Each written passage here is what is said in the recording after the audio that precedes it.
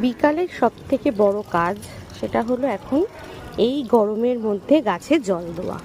না হলে দেখো তো আমার এই যে সুন্দর সুন্দর সব গাছগুলোর কি অবস্থা হবে বলো। দেখো চারিদিকে, দেখেছো?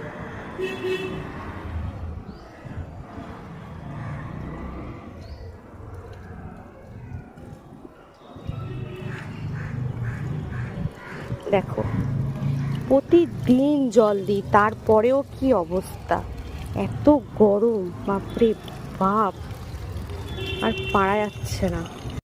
গরমে সিদ্ধ হয়ে গেলাম, সিদ্ধ হতে হতে এই সুন্দর সুন্দর গাছগুলোকে জল দিচ্ছি। বুঝেছো? জল না দিলেই গাছগুলো সব মরে যাবে, আর পারা যাচ্ছে না গরমে। ঠাকুরকে বলো, ঠাকুর একটু বৃষ্টি দাও।